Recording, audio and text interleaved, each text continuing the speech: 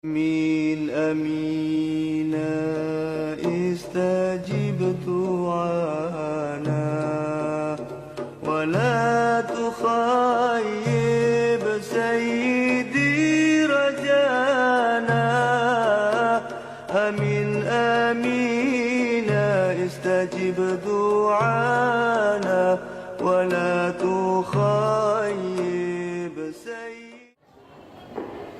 السلام عليكم ورحمة الله وبركاته. بسم الله الرحمن الرحيم. الحمد لله الذي خلق فسوى والذي قدر وهدى والذي أسعد وأسقى والذي أضل بحكمته وهدى والذي منع وأعطى. أشهد أن لا إله إلا الله وحده لا شريك له العلي الأعلى وأشهد أن محمدا عبده ورسوله النبي المصطفى والرسول المجتبى وعلى آله وأصحابه ومن اتبع الهدى. اللهم صل وسلم اللهم صل على سيدنا محمد الفاتح لما غلق والخاتم لما سبق ناصر الحق بالحق والهادي إلى صراطك المستقيم وعلى آله حق قدره ومقداره العظيم. صلاة تفتح لنا أبواب الرضا والتيسير وتغلق عنا بها أبواب الشر والتعسير. أنت مولانا فنعم المولى ونعم النصير ولا حول ولا قوة إلا بالله العلي العظيم. أما بعد سبحانك لا علم لنا إلا ما علمتنا إنك أنت العليم الحكيم ولا حول ولا قوة إلا بالله العلي العظيم. أما بعد أيها الأحباب الأعزاء رحمكم الله.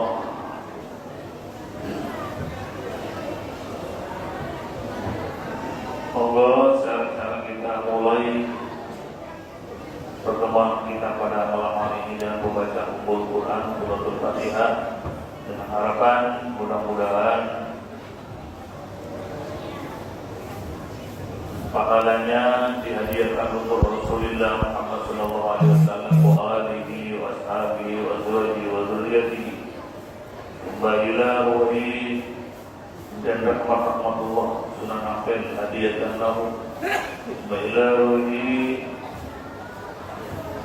Urumina Sayyidina Syekh Muhammad bin Yusuf Syekh Ubaidillah bin Muhammad bin Yusuf ila arwah abaina wa ummahatina wa ajdatina wa jaddatina wa amanina wa amatina wa akhwalina wa khalatina wa banaina wa banatina wa dzurriyyatina ila al-Fatihah.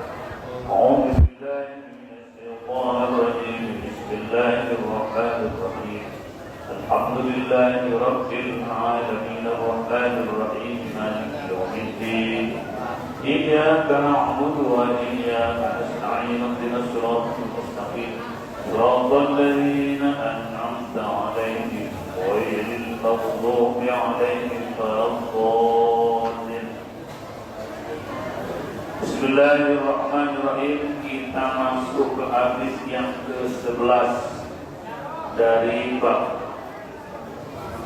Wan Nabi Bakr Siddiq radhiyallahu anhu, dan diriwayatkan saking Abu Bakar Siddiq radhiyallahu anhu, mungkin dari sapa Allah anhu saking Abu Bakar annahu setuhuni Abu Bakar iku kala ngendika sapa Abu Bakar di Rasulillah maring Rasulillah Muhammad sallallahu alaihi wasallam dikon pengambikan alimni du'aan ad'u bihi fi sholati. Dawuhnya Abu Bakar, alimni kula aturi ngajari panjenengan ni datang kula Alini ajarono kanjenengan ingin sun doa isi doa ada orang bakal moco doa iku mau bihi kelawan doa fi sholati dalam sholat isun. Abu Bakar matur dan Rasulullah Muhammad SAW, ya Rasul, tolong ajari kami, ajari saya sebuah doa di mana ad'u bihi fi sholati, doa itu akan saya baca dalam sholatku. Kemudian Nabi menjawab, kul bacalah, Allahumma inni zalamtu nafsi dzulman katsiran wa la yaghfiru dzunuba illa anta faghfir li maghfiratan min indik warhamni innaka antal ghafurur rahim. Bacalah doa ini setiap dalam doa panjenengan, kata Rasulullah kepada Abu Bakar. Abu Bakar itu moro sepati. Mertua Rasulullah adalah Abu Bakar. Di samping Abu Bakar adalah mertuanya, beliau juga sebagai khalifah pertama atau pengganti Rasul setelah Rasulullah tidak ada, maka digantikan pada sahabat Abu Bakar. Doanya gini, bacalah seperti ini kata Nabi. Allahumma doa Allah, ini sedulur ingsun iku dalam tu, iku wis ngadolimi sapa ingsun nafsi ing awakku dhewe. Dulman kelawan doliman kathiron kan akeh. Sampai maturun Allah, ya Allah, saya ini adalah orang yang telah mendolimi diriku sendiri. Dulman kathiron dengan dolim yang sangat banyak sekali. Disuruh mengaku di hadapan Allah dengan ucapan seperti tadi. Wala yang biru turunan orang kan bakal ngepuro aturuban ing piro-piro dosa illa anta akan sapa panjenengan. Karena tidak ada yang bisa mengampuni dosa kecuali panjenengan. Faghfirli moko kula aturin ngepuro panjenengan li datang pulo. Maghfiratan kelawan pengampunan dan indika saking ngersane panjenengan. Oleh karenanya ya Allah, berilah aku pengampunan dari sisimu ya Allah. Alhamdulillah mungkin belasi panjenengan ini datang ingsun. Innaka krono setuju sira itu antal ghafuru, iku panjenengan al-ghafur zat kang akeh ngapurane, ar-rahim tur zat kang akeh welase.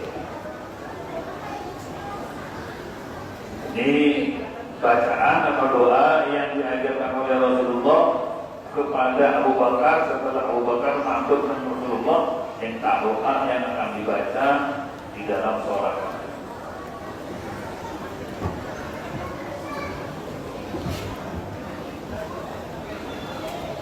Jadi inti dari doa itu kita diperintah oleh Allah untuk mengakui diri bahwa kita telah membuat dolim kepada diri kita. Apa yang dimaksud dengan dolim terhadap kita? Dolim kepada kita ini berarti kita tidak kasihan pada diri kita, dalam artian orang yang mengerjakan hal yang dilarang oleh Allah berarti telah mendolimi dirinya. Kok demikian? Karena orang yang telah berbuat dosa itu pasti nanti imbasnya, akibatnya akan dibalas oleh Allah perbuatan yang tidak benar itu dengan sebuah siksaan. Berarti orang yang berbuat dosa berarti telah mendolimi dirinya. Oleh karenanya kata Rasulullah, bacalah doa ini kalau memang kita banyak berbuat dolim kepada diri kita. Akuilah di hadapan Allah Subhanahu wa taala dengan doa Allahumma inni dhalamtu nafsi. Ya Allah, aku telah banyak berbuat dolim terhadap diriku sendiri. Wala yaghfiru dzunuba illa anta, tidak ada zat yang bisa mengampuni dosa-dosa kecuali Panjenengan. Oleh karenanya, waghfirli maghfiratan min indika, ampunilah diriku, berilah aku pengampunan dari sisimu, warhamni dan kasihanilah aku, Innaka antal ghafurur rahim, karena panjenengan terhadap adalah zat yang banyak memberikan pengampunan, ar-rahim, dan yang maha yang banyak memberikan kasih sayang. Artinya Bapak Ibu rahimakumullah, banyak sekali konsep-konsep doa yang telah diajarkan oleh Rasulullah Muhammad SAW agar supaya kita selaku umatnya sudah diampuni terlebih dahulu sebelum meninggal. Itu harapan kami. Sehingga banyak diberikan bacaan agar supaya bisa menebus dosa, diberikan bacaan agar supaya memperberat timbangannya. Seperti bacaan tasbih itu, Nabi berikan cara kepada kita agar supaya timbangan kita nanti di padang mahsyar menjadi timbangan yang berat sebab amal-amal yang kita lakukan.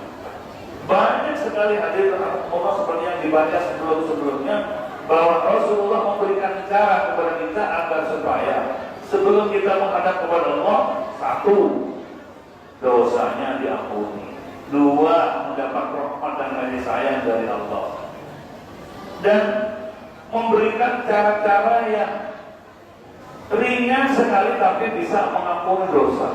Itu begitu Rasulullah.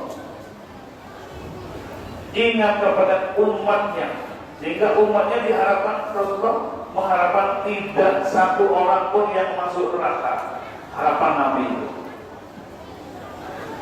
Sehingga berbagai macam cara usulkan Allah, maturkan Allah, mintakan cara bagaimana kita sekiranya umat Nabi Muhammad ini bisa menghadap pada Allah dalam keadaan dipenuhi dengan rahmat kasih sayang dan diambil dosanya, dan membawa berkat, membawa pengampunan dari Allah.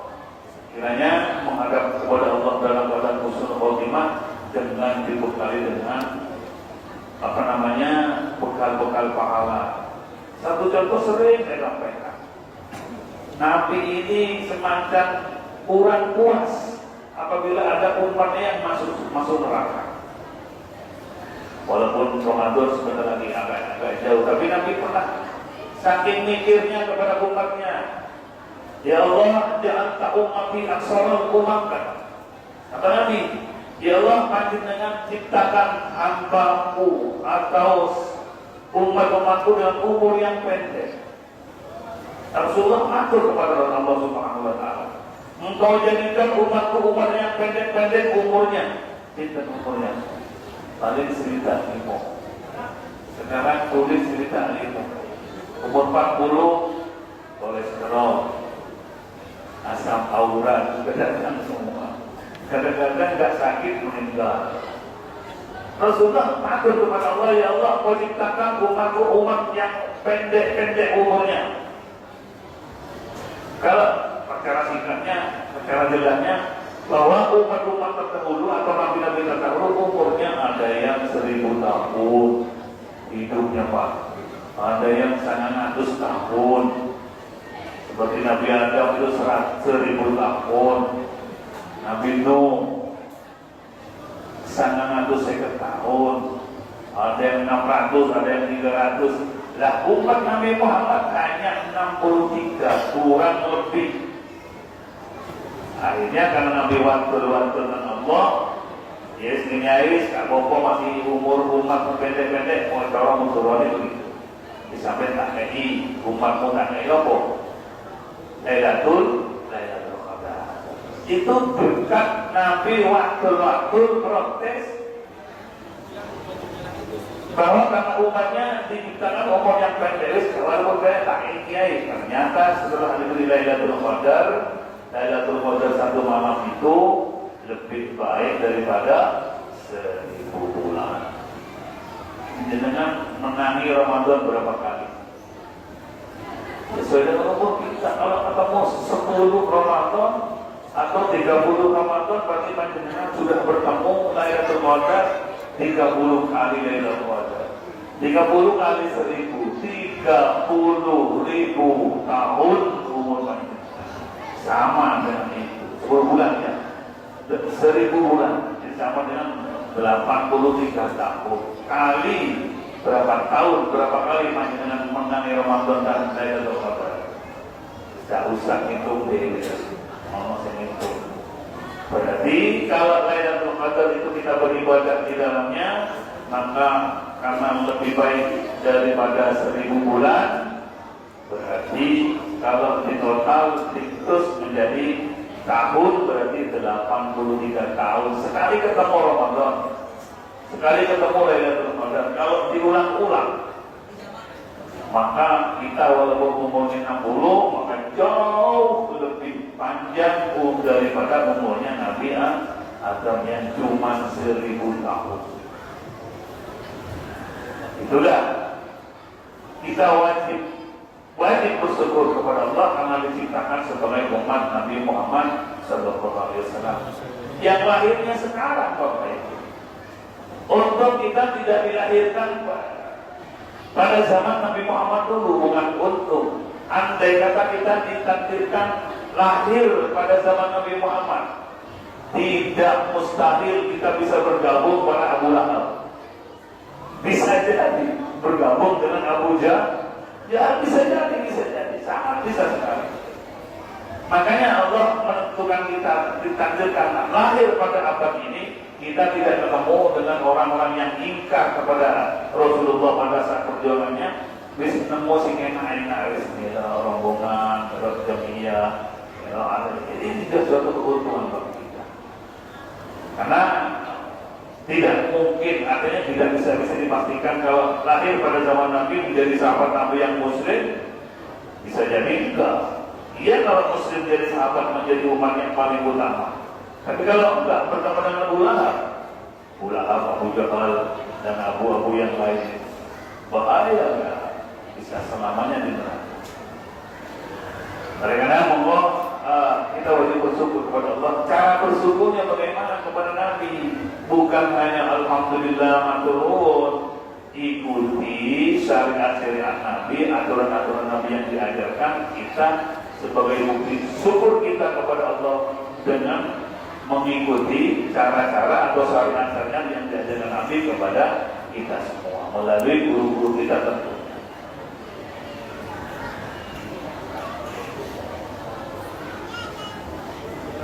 Masuk ke hadis berikut. Wa Nabi Musa dan riwayatkan saking Abi Musa radhiyallahu anhu, mungkin riwayat sebawah saking Abi Musa. Ane Nabi saking Nabi Muhammad sallallahu alaihi wasallam. Allahu seluruhnya menunjukkan Allah sapa Nabi ku ya doa sapa Nabi. Di hadapan Allah doa ini. Nabi doa seperti ini. Nabi doa seperti ini. Seperti apa? Ini kata Abu Musa. Allahumma ghfirli khati'ati, Allahumma Allah ighfir mungkin ngapura panjenengan li datang kula. Khati'ati ing keluputan ingsun, ing salah ingsun. Wa israfi, israf ini apa Pak ya? Boros ya, boros. Wa israfi dan boros ingsun fi amri dalam urusan ingsun.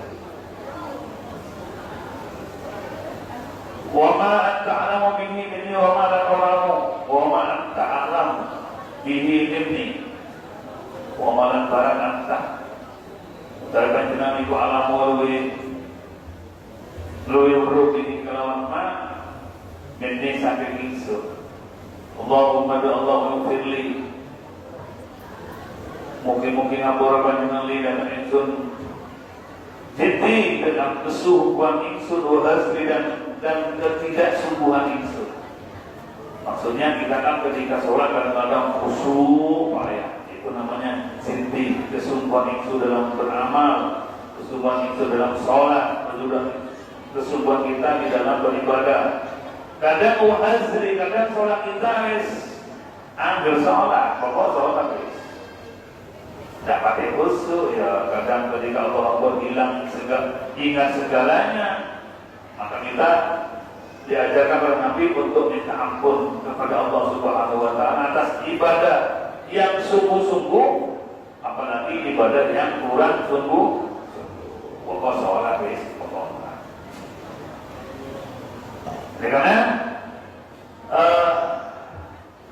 kenapa Kenapa kita diajarkan selalu minta ampun, selalu minta ampun? Karena memang menongso ini tempatnya salah dan dosa. Pasti orang yang salah dan dosa.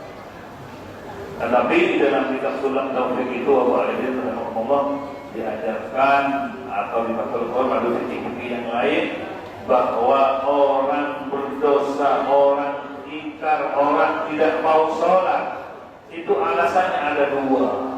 Kenapa nggak sholat? Ada dua. Satu, kenapa nggak sholat? Jawabannya satu, malas. Ya, walaupun yang ditanyakan malas, subuh-subuh kan karena capek baru selesai jam 3 pagi itu tidurnya wes jam 4 ada. Maka jawaban kaki kita walaupun tidak ada yang nanyakan, Yang kedua yang berbahaya, kenapa nggak sholat? Sholat itu nggak suki-suki atau sembahyang. Nanti sembahyang paten ini nggak tambah sehat, nggak tambah malah kabar awak. Itu yang namanya meninggalkan sholat, perintahkan perintah Allah dengan angas namanya. Kenapa nggak sholat? Ya nggak apa-apa. Kenapa? Merasa dirobotkan dengan perintah Allah bukan karena malas, tapi karena menentang. Maka ketika kita memohon ampun kepada Allah, ya Allah ampunilah dosa kami ya Allah, hamba-Mu yang lemah ini ya Allah. Jadi akui di hadapan Allah bahwa kita nggak benar, nggak becus di hadapan Allah Subhanahu Wa Taala. Saat kita bermunajat kepada Allah, mengatur kepada Allah bahwa kita adalah orang yang nggak becus dalam beribadah, beramal setiap hari banyak dosa ya Allah. Oleh karenanya ampunilah kami terhadap dosa-dosa yang pernah aku lakukan. Nabi menyatakan orang yang baik bukan orang yang tak berdosa. Orang yang baik adalah orang yang ketika berdosa selalu minta ampun kepada Allah Subhanahu Wa Taala. Dan ketika nanti menghadap kepada Allah, dicabut nyawa kita dengan mendapatkan pengampunan atau maghfirah dari Allah. Amin. Allahumma Ighfir khati'ati lan lupa ingsun wa amdilan moho ingsun. Kesengajaanku atau tidak sengajaku minta ampun ya Allah. Wa kullu dzalika indi wa kullu dzalika udamu iku kabeh pamiku. Kesungguhan, ketidaksungguhan, ya sholat, ya puasa, apa ambil sholat atau puasa atau ambil ibadah yang lain atau ibadah-ibadah haji yang sifatnya kurang pas niatnya, maka kita minta ampun kepada Allah Subhanahu Wa Taala. Hadirin rahimahullah, Bapak Ibu yang dimuliakan Allah Subhanahu Wa Taala, jangankan tingkah laku kita wajib kita istighfari. Jangankan hanya pekerjaan kita sehari-hari harus dimintakan ampun kepada Allah. Ibadah sholat kita pun wajib dimintakan ampun. Rabi'ah al-Adawiyah, seorang wali perempuan itu menyatakan bukan pekerjaan sehari-hari kita minta diampunkan minta ampun kepada Allah, tapi kata beliau, sholatuna tahtaju ila istighfari, sholat kita wajib dimintakan ampun kepada Allah. Maksud sholat sehari dimintakan ampun, sudah sholat. Dan ini kalau sholatnya berkata-kata Allahu Akbar, sholat Allahu Akbar, ingat segalanya. Bahkan kadang-kadang di dalam sholat menyusun aturan kerja Allahu Akbar. Mulutnya doa, hatinya mari sholat, aku tak nyambangi wong loro, mari ini ngono, dan seterusnya. Maka dosanya, sholatnya sudah dicampur dengan adanya urusan dunia. Bahkan kadang-kadang barang hilang loh, ketemu saat sholat Allahu Akbar, mulutnya doa, tapi hati kita mau gak tekirin hari Roma Allah, kok kamu sopo sih? Kadang-kadang begitu. Setelah hampir salah, oh iya, diselang anak pun.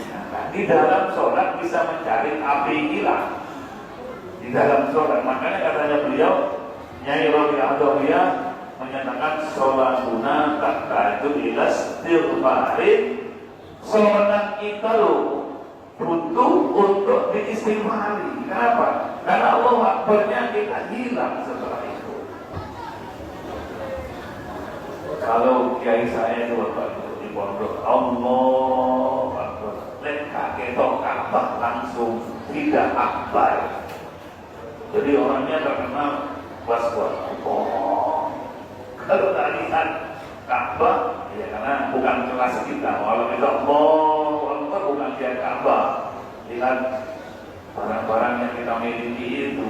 Allah, paling tidak Allah. Bapak Ibu yang dimuliakan oleh Allah Subhanahu Wa Taala, mohon maaf tidak menggurui bahwa di dalam sholat itu ketika Allah Akbar, itu namanya takbiratul ihram. Ketika panjang namanya Allah panjang itu, hati kita wajib membaca atau terjemah dari usolli fardal maghribi salat rakaatin mustaqbilan qiblati adaan makmuman lillahi ta'ala, itu harus ada ketika Allah ajarkan terjemahkan itu. Kepanjangan maka isal Allah, hati kita harus ngomong. Kalau belum hadir tidak sah sholatnya. Jangan tengah-tengah Allahu Akbar, ngomong-ngomong hatinya enggak, berarti tidak sah. Kenapa? Rukun niatnya tidak dilakukan. Jadi ketika usolli fardhu zuhri di mulut, di lisan, terjemahannya di hati, bahasa Madura, bahasa Jawa, bahasa Indonesia, terserah bahasa apa. Allah. Nah, saya sholat fardhu maghrib makmum, itu aja. Niat saya sholat fardhu maghrib makmum. Kalau tidak makmum tidak usah. Niat saya sholat fardhu maghrib. Dua ini diucapkan jadi ketika Allah ngomong. Niat saya sholat fardhu maghrib. Sudah. Fardhu zuhur. Sudah. Allah. Niat saya sholat fardhu zuhur. Kalau makmum tambah satu makmum. Oh, terus panjang mengikuti panjang kepanjangan dia. Kalau bisa, kalau panjangan paham bahasa Arab, bisa Pak. Allah sudah masuk itu. Tapi bagi saya, bagi panjangan yang tidak bisa bahasa Arab, maka harus menerjemah dengan bahasa kita, bahasa Madura. Itu namanya ada ta'rif di dalam diri, ada ta'rif yang harus ditampilkan di dalam hati. Makanya karena apa niat itu? Niat itu di dalam hati bersama dengan kalimat Allah. Allah ngomong. Nah, saya sholat fardhu maghrib makmum selesai. Bar. Kalau yang tiga itu belum ada, sampai jangan bar. Hasad dulu. Karena niat di dalam hati mukarraran dipilih itu maksudnya ketika lisan Allah dalam sunnah Allah berrohnya mati nama Akbar itu harus hadir. Yang saya sholat fardhu isya makmum. Itu paling tidak harus hadir dulu. Bisa ya. Kalau bisa itu lebih utama. Kalau nggak bisa ya ringkas saja sampai tarik konsep. Yang saya sholat fardhu maghrib, fardhu zuhur, fardhu isya terserah. Yang saya sholat fardhu isya makmum. Allah ya. Bahasa Arabnya dulu. Suri fardhu maghrib, suri fardhu isya yang berapa Allah, apa yang dibaca? Yang saya sholat fardhu isya makmum. Akbar pun, walaupun gak panjang seperti tadi, berarti ada solusi. Kalau ketika Allah Akbar hatinya kosong, gak ada niat saya sholat fardhu isya, maka sholatnya belum sah. Katanya kitab Safina Kunnaja, ojo gede-gede kita. Kitabnya Imam Nawawi aja, kitab Safina Kunnaja. Allah ngomong, silakan. Nenda sholat fardhu maghrib makmum. Akbar. Jangan sampai kosong. Allah kosong, Akbar kosong, ya kosong sholatnya. Kan dicatat nih malaikat ini. Itu waktu ini sholat ini. Namanya malaikat rukib di akhir ya.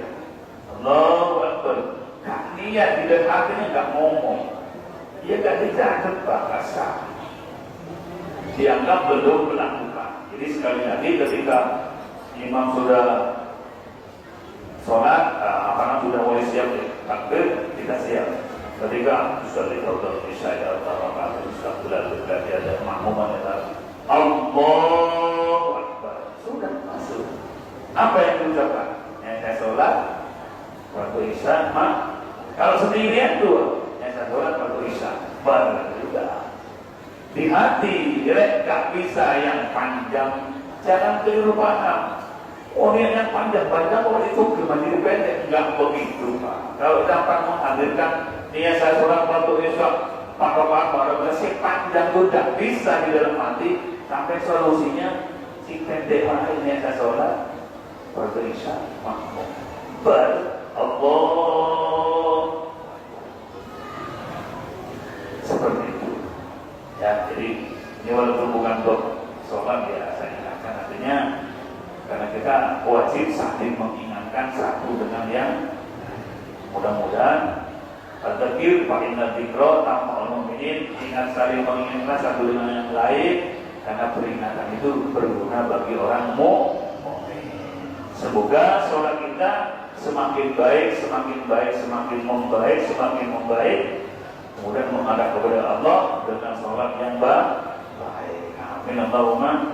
Karena nanti panjenengan ketika berhadapan dengan para malaikat ahli hisab itu, yang ditanyakan bukan kekayaan kita, bukan ibadah haji kita, bukan umroh kita. Yang ditanyakan sholatnya. Ya apa sholatmu itu? Kalau telah dilihat dengan buku catatan amalnya bagus sholatnya, udah gampang ibadah yang lain diterima oleh Allah. Ketika dilihat, ya apa sholat itu? Sholatnya ini apa kata malaikat? Sholli fardhu kubri, leko bersolat, tak kubri Allah. Itu anak-anak, catat ruwet tinggi. Mesti berurusan dengan malaikat kemana? Jadi sholat, dan sholat. Ciptaan di rumah tangga kita, eman sholat. Anak kita, sampai sing cerewet, tak bobo tentang sholat. Ada kisah ringkas Bapak Ibu di desa, orang yang awam nol betul sholat, doa sholatnya yang dipelajari ya sudah sing ingat itu sing apa kemudian ini zaman London itu. Tapi begitu beliau sholat, walaupun mungkin sholatnya banyak yang salah doanya, tapi dia di rumah tangga itu menjadi piket. Ayo sholat. Kalau subuh ada yang nggak bangun pun malah kadang disiram. Cucunya aneh, sholat sampai marah-marah tentang sholat. Dohor, sholat. Jadi piket di rumahnya.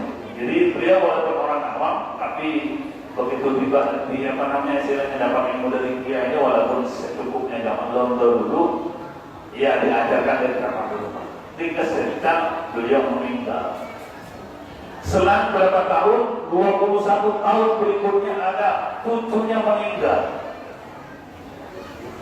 Dan dari cucunya itu dikumpulkan dengan nenek tadi itu. Sing jadi beliau sholat di rumah itu.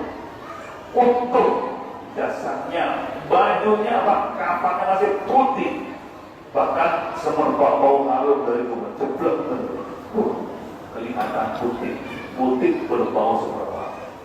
Itu tanda-tanda orang insya Allah selamat dari siksa konsep. Kenapa dia?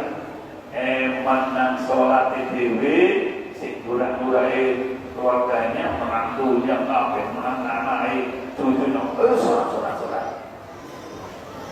Katanya anaknya, ambil cucunya ngelirik, mesti nenek kau tidak terima dia, tapi tidak apa-apa.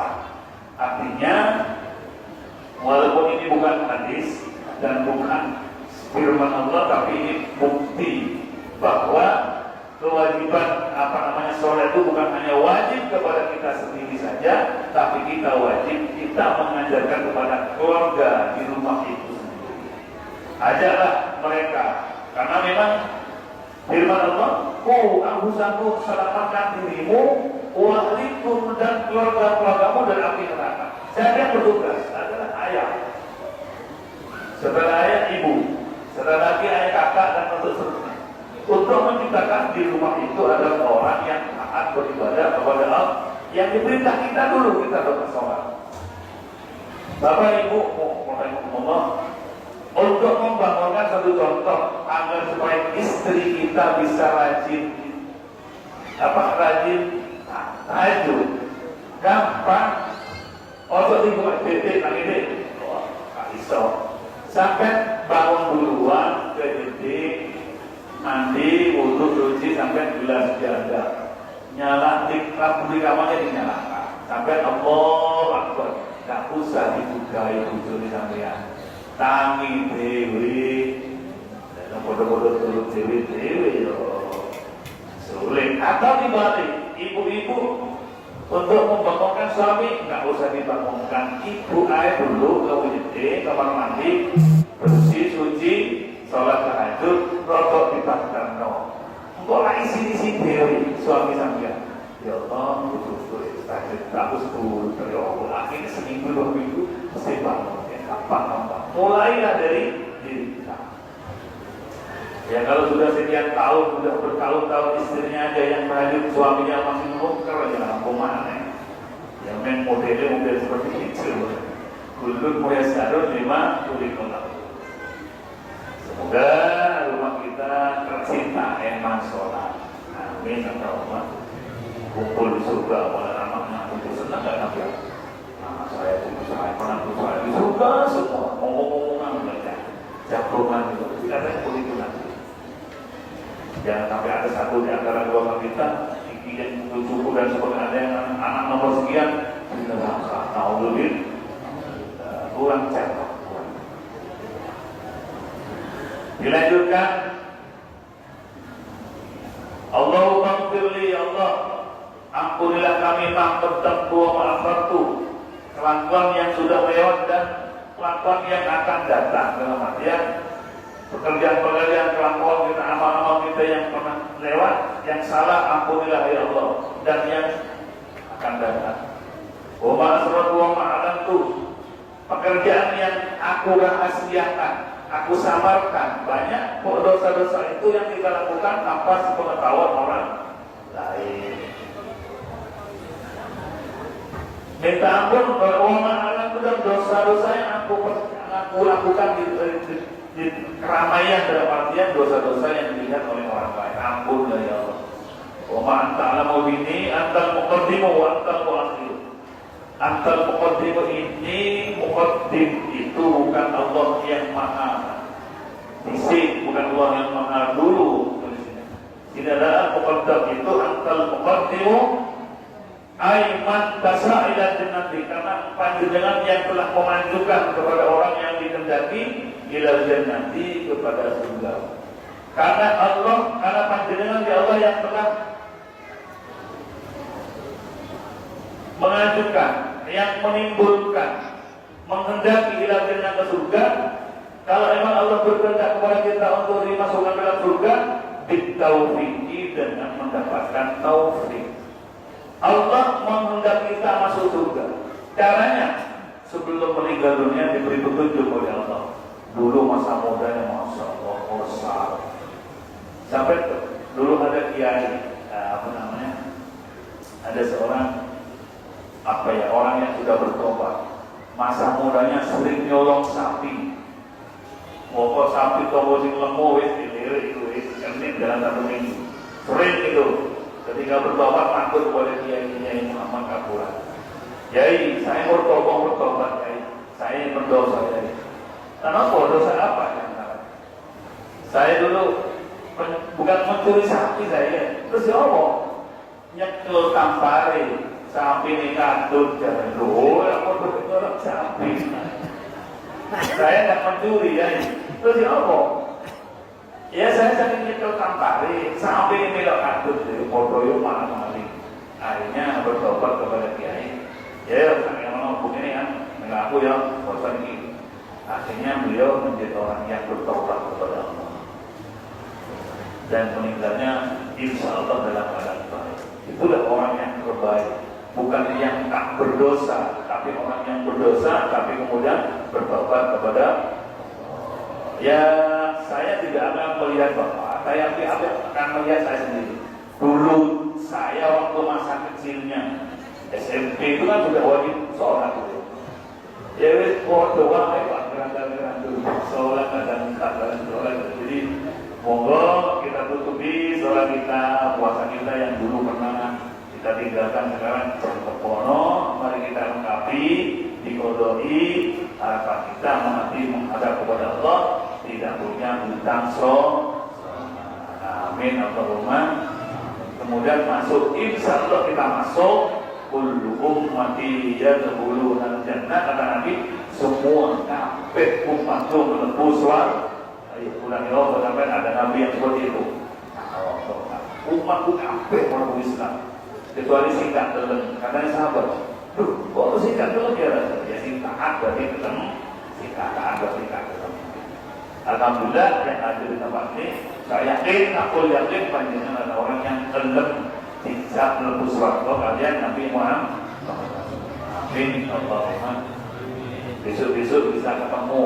Dulu teman kita di Ampel itu di surga. Ajak sana, main satu dengan yang lain. Dan Rasulullah bisa melihat. Berapa sering kita bisa melihat Nabi? Tergantung iman kita, tergantung sholawat kita. Kalau sholawatnya sering, kemudian perintah-perintahnya tidak ditinggalkan, bisa lebih sering, bisa lebih cepat, tergantung dari amal kita masing-masing. Wa antal mu'akhir, dan engkau yang maha mengakhirkan. Artinya mu'akhir yang mahir adalah liman turidu ilana. Allah maha mengakhirkan. Maksudnya bukan mu'akhir dalam hal Allah tidak akan mati selamanya, tapi liman turidu ilana bil khadlani. Maha mengakhirkan berat orang yang dikehendaki oleh Allah masuk neraka. Terus Pak yang ngomongnya Allah, Rabba wongi. Buktinya ya Allah, ya bil khadlani, dengan dihinakan oleh Allah. Caranya, ya tidak sholat, tidak beribadah, itu berarti adalah muakhir. Adalah Allah mengendaki kepada dia orang yang masuk neraka. Sekali lagi, alhamdulillah kita dikehendaki oleh Allah orang yang baik, dalam arti dikehendaki. Al-Muqaddim adalah termasuk Al-Muqaddam, berarti orang yang dikehendaki oleh Allah masuk surga. Kok bisa? Ya, di taufik kita telah mendapatkan taufik. Bagaimana buktinya taufik? Lil amali sholih, kita bisa beramal soleh. Kalau kita sudah rajin beramal soleh, berarti kita mendapat taufik dari Allah, petunjuk dari Allah. Kalau sudah mendapat taufik dari Allah, berarti kita termasuk man tasya'a ilal jannah, man tasa'u ilal jannah. Dia adalah orang yang dikehendaki untuk surga oleh Allah Subhanahu wa taala. Amin Allahumma. Jadi kembali kepada kullu muyassarun lima khuliqa lahu. Kita ini tergantung modelnya. Kalau model surga ya sholatnya betul, puasanya betul, sedekahnya betul, baik dan kesehariannya betul, itu namanya model-model surga. Tapi kalau model neraka ya sebaliknya, sholat nggak tahu, puasa nggak tahu, orang meninggal sebelah, no problem, nggak urusan si mati itu anakmu. Ya. Seperti itu, sedekah dan sangat peduli pada orang lain, itu namanya berarti termasuk orang yang mengakhir atau muakhir, orang yang diakhirkan dalam artian liman turidu ilal jannah alal nari bil khudlan. Orang yang dikehendaki terakhir oleh Allah, artinya dimasukkan ke neraka dengan bukti amaliyah keseharian.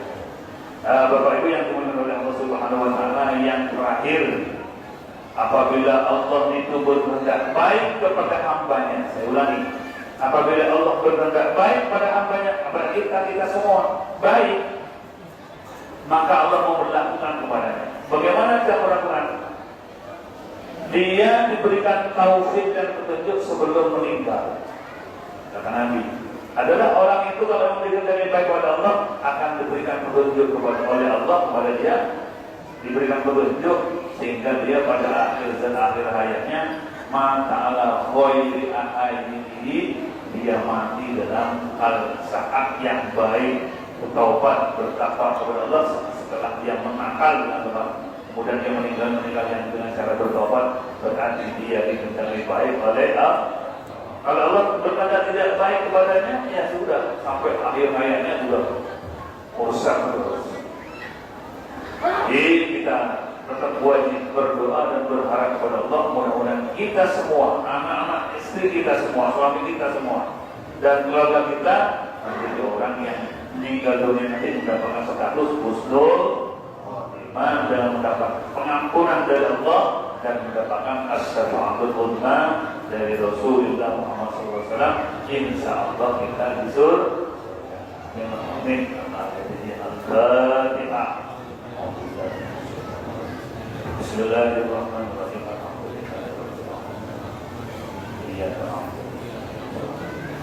Assalamualaikum warahmatullahi wabarakatuh. Waalaikumsalam warahmatullahi wabarakatuh.